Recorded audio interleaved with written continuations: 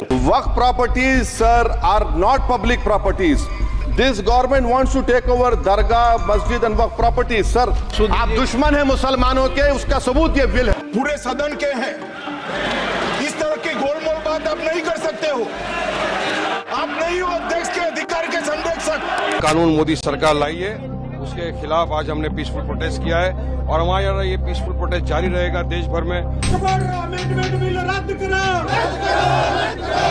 Article के ब्याह पे, कॉन्स्टिट्यूशन के ब्याह पे, आर्टिकल 19 के ब्याह पे हम प्रोटेक्ट करने आए थे, प्रोटेक्शन करने आए थे। हमारा राइट है, बिल्कुल हमारे राइट को रोका जा रहा है।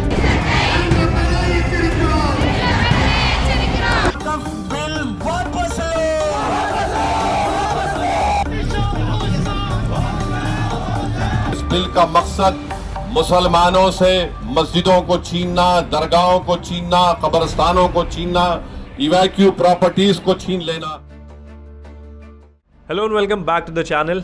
पिछले वीडियो में कुछ बहुत ही ज़्यादा धार्मिक और बहुत ही ज़्यादा हेटफुल लोग हमें कमेंट सेक्शन में मिले एंड हमेशा की तरह बिना प्रूफ की उल्टी सीधी बकवास करने लगे। शुरू में ठीक है, मज़ा आता है, but after a point it's like कि कभी तो कुछ काम का बोल दे, कुछ सेंस का बोल दे यार। एंड ऑनेस्टली मुझे ये समझ नहीं आता कि अगर आप किसी चीज़ से सहमत नहीं हो, अगर कोई चीज़ आपको पसंद नहीं है, तो फिर आप अपना टाइम निकाल के वो चीज़ देख क्यों रहे हो। आई मीन ज़िंदगी में कभी तो कुछ लॉजिक का कर लो यार। And with that I have some news to share. Comment section को देख के लगता है कि आप में से कई सारे ऐसे लोग हैं जिनको बहुत सारी बातें करनी है, बहुत सारा डिस्कशन करना है, of course atheism and rationality को लेके, सोसाइटी को लेके। एंड ऐसा बहुत सी बार होता है कि काफ़ी सारे कमेंट्स जो है वो मिस हो जाते हैं and that is why I have started an Instagram page with the same name 30 and ranting। तो अगर आपको सच में इंटरेस्ट है इन बातों को आगे डिस्कस करने का, थोड़ा फन करने का, of course, then do follow. इसी के साथ आगे बढ़ते हैं। आपने वो बड़े बड़े आईटी पार्क्स और बिजनेस कॉम्प्लेक्स तो देखे होंगे जहां पर बहुत सारे अलग अलग ऑफिसेज होते हैं। ऐसे आईटी पार्क्स के आसपास का जो इंफ्रास्ट्रक्चर है वो उसी के हिसाब से डिज़ाइन किया होता है। जैसे कि बहुत सारी पार्किंग होती है क्योंकि बहुत सारे लोग वहाँ पे ऑफिस आते हैं, और आसपास बहुत सारे 24/7 चलने वाले रेस्टोरेंट्स और कैफ़ेज़ होते हैं क्योंकि उनकी भी ज़रूरत पड़ती है। बेसिकली एक पूरा जोन, एक यूनिट होता है जहाँ पर सिर्फ कमर्शियल एक्टिविटीज़ होती है, जहाँ पर सिर्फ ऑफिसेज होते हैं और वहाँ कोई रहता नहीं है। अब इमेजिन करो कल को कोई ऑफिस का बंदा उठ के ये डिक्लेयर कर दे कि आज से वो उसका घर है। अब वो बालकनी में कपड़े सुखा रहा है, फुल वॉल्यूम में टीवी देख रहा है, इनफैक्ट वो आप लोगों की कंप्लेन कर रहा है कि आपकी टाइपिंग की वजह से उसको बहुत ज़्यादा डिस्टर्ब हो रहा है। अब ये कितनी अजीब सी बात है। इसीलिए कमर्शियल और रेसिडेंस प्रॉपर्टीज़ को अलग अलग रखा जाता है ताकि कल को उठ के कोई ये डिक्लेयर ना कर दे कि वो उसका घर है। खैर, ये तो एक इमेजिनेटिव बात है, ये एक हाइपोथेटिकल सिचुएशन है। अब थोड़ा रियलिटी की बात करते हैं।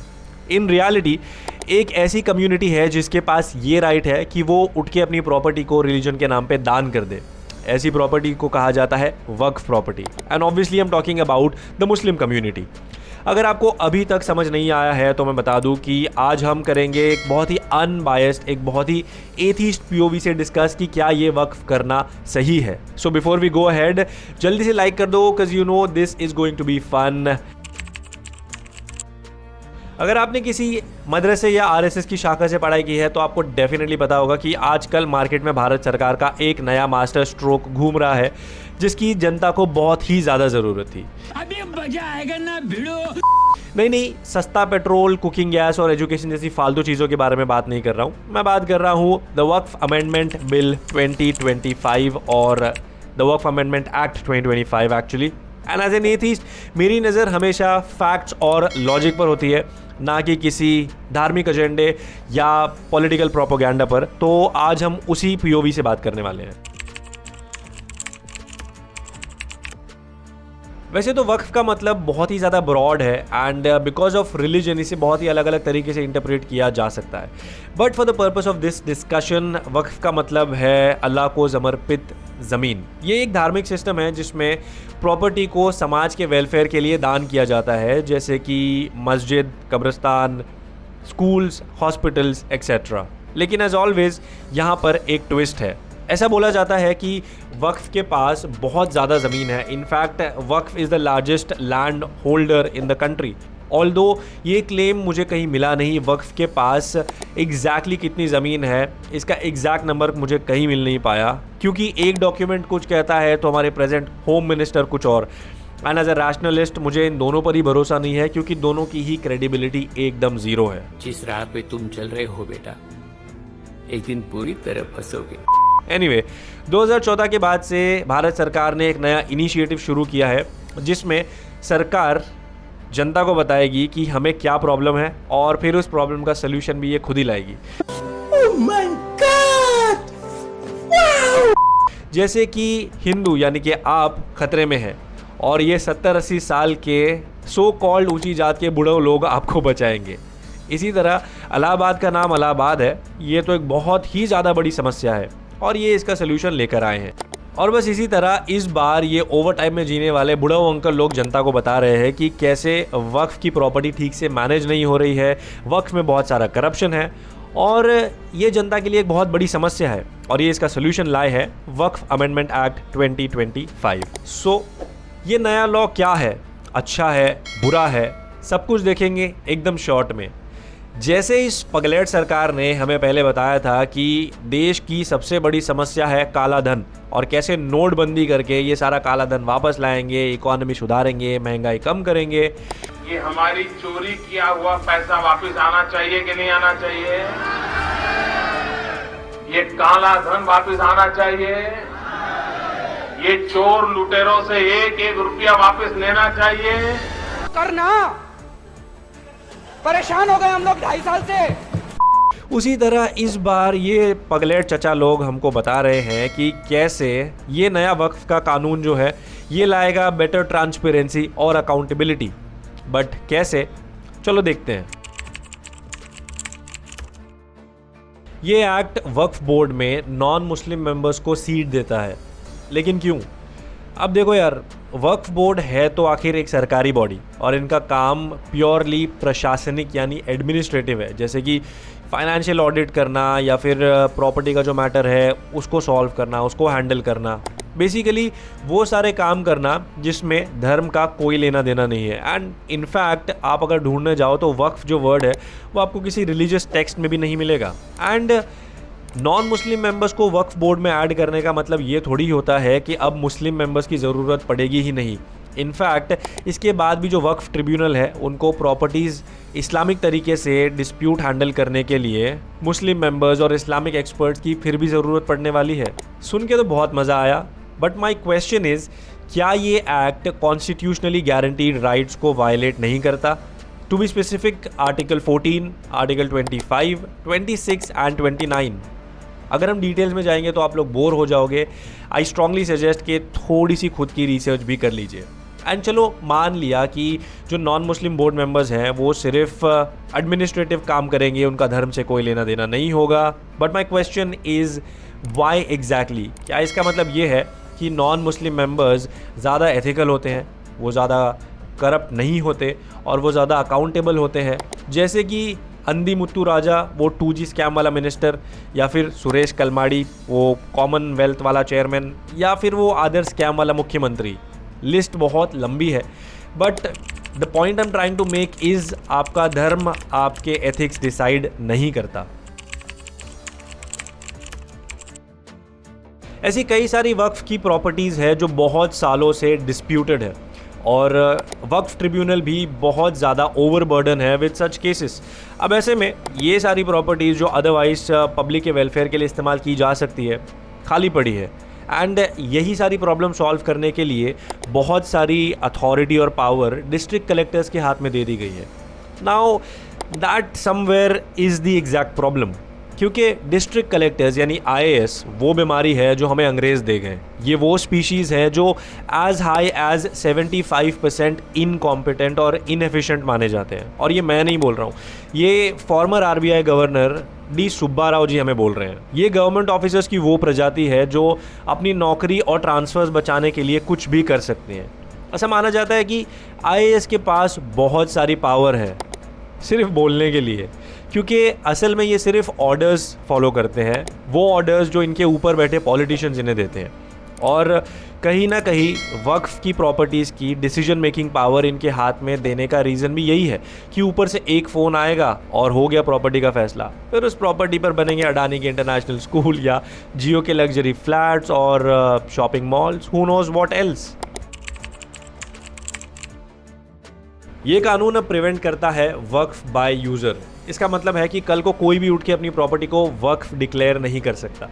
ये एक बहुत ही बड़ा मूव है to stop illegal encroachment.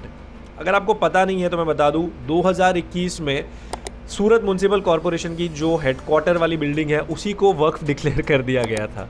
I know ये बहुत ही ज़्यादा फनी है, but this is absolutely true. Now this raises a lot of questions and concerns about the power of Waqf board, और यही सब को रोकने के लिए वक्फ अमेंडमेंट एक्ट 2025 के सेक्शन 40 को हटा दिया गया है, जिसमें किसी के भी बोलने से कोई प्रॉपर्टी वक्फ की नहीं हो जाती। But again my point is, ये आइडिया बहुत अच्छा है लेकिन इसका एग्जीक्यूशन एकदम वैसे ही जैसे देश की यूनिटी ख़त्म कर दी और स्टैचू ऑफ यूनिटी बना दिया। मेरा मतलब है कि अब अगर कोई प्रॉपर्टी बहुत सालों से रिलीजियस पर्पस के लिए यूज़ हो रही है लेकिन उनके पास कोई प्रॉपर डॉक्यूमेंटेशन नहीं है तो उसका वक्फ स्टेटस छीन लिया जाएगा।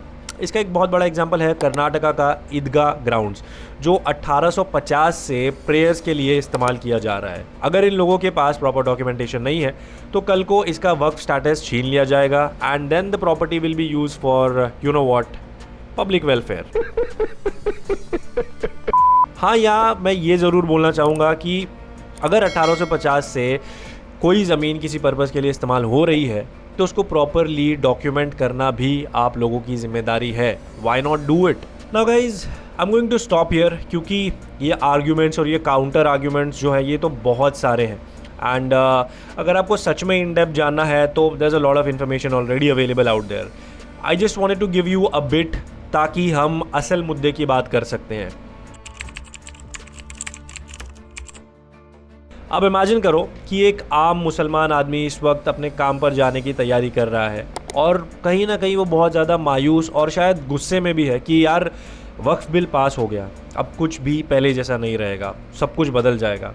वहीं पर एक आम नॉन मुस्लिम आदमी भी अपने काम की तैयारी कर रहा हो या शायद निकल गया हो और वो बहुत ही ज़्यादा खुश है कि फाइनली वक्फ बिल पास हो गया, अब कुछ भी पहले जैसा नहीं रहेगा, सब कुछ बदल जाएगा।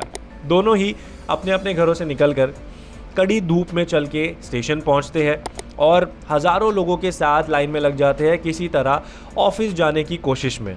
ये दोनों को ये नहीं समझ आ रहा है कि मिडिल क्लास लोगों के लिए कुछ भी नहीं बदलेगा। ये वक्फ बिल पास होने के पहले भी अपने परिवार को इतना ही स्ट्रगल करके सपोर्ट करते थे और ये पास होने के बाद भी वही करेंगे, करना पड़ेगा इनफैक्ट, क्योंकि कोई और ऑप्शन ही नहीं है। तुम चाहे इस बिल को सपोर्ट करो या ना करो, अगर तुम मिडिल या वर्किंग क्लास हो तो तुम्हारा सिर्फ नुकसान ही होने वाला है, क्योंकि इस बिल से और कुछ नहीं, सिर्फ प्रॉपर्टी के रेट्स हाई होने वाले हैं जिससे आगे जाके सिर्फ पॉलिटिकल नेपोटिज्म के ही अफोर्ड कर पाएंगे। वक्फ बिल मजहब और धर्म के बारे में कभी था ही नहीं, ये सिर्फ रियल एस्टेट के बारे में था। डीमोनेटाइजेशन जैसा टट्टी आइडिया शुगर कोट करके आपको बेचा गया और आपने खुशी खुशी उस आइडिया को स्वीकार भी कर लिया और बदले में वोट भी दे दिए। बस वैसे ही वक्फ बिल 2025 एक पॉलिटिकल गिमिक है जिससे सिर्फ टॉप 1% का फ़ायदा होने वाला है और हमेशा की तरह मेजॉरिटी वोटर्स को हिंदू मुस्लिम का लॉलीपॉप देके एक ऐसी चीज़ दे दी गई जिसकी जनता को कभी ज़रूरत ही नहीं थी। वैसे तो सवाल बहुत सारे हैं, जैसे क्या एक सेक्युलर स्टेट को रिलीजियस अफेयर में इंटरफियर करना चाहिए या फिर क्या किसी एक कम्युनिटी के पास ऐसी रैंडम सी पावर होनी चाहिए। बट देन अगेन ये सारे पॉलिटिकल सवाल है, इससे धर्म, मजहब और ईमान का कोई लेना देना नहीं है। बट एज एन एथीस्ट मेरा बड़ा सवाल ये है कि आखिर कब तक आप लोग धर्म के नाम पर खुद को और परेशानी में डालोगे। एक तरफ आप नॉन मुस्लिम समाज को ये बोलते हो कि ये लोग मंदिर और मूर्ति में अपना खुदा ढूंढते हैं और दूसरी तरफ आप लोग अपना ईमान वक्फ जैसी अननेसेसरी चीज़ों में रखते हो। पूरे मुस्लिम समाज से मुझे बस ये कहना है कि अभी भी टाइम है, समेट लो खुद को, संभल जाओ एंड और ज़्यादा प्रोडक्टिव चीज़ें जैसे कि एकेडमिक्स में खुद को इन्वेस्ट करो तो शायद you still have a fighting chance in this country. And I am sure ये लास्ट वाली लाइन कुछ खास समझ नहीं आई होगी तो दोबारा कोशिश करेंगे। अगर वीडियो यहाँ तक पसंद आया है तो डू लाइक एंड अगर चैनल पर नए हो तो do subscribe. And I know वैसे हम ऐसे सोशल टॉपिक्स पर ज़्यादा वीडियो नहीं बनाते हैं, बट आई फेल्ट कि ये वाला थोड़ा ज़रूरी था। Do let me know in the comments आपको ये कैसा लगा, एंड अगर हमको आगे और एथीस्ट POV वीडियोस दूसरे टॉपिक्स पर भी बनाने चाहिए। Thank you so much for watching, see you in the next one.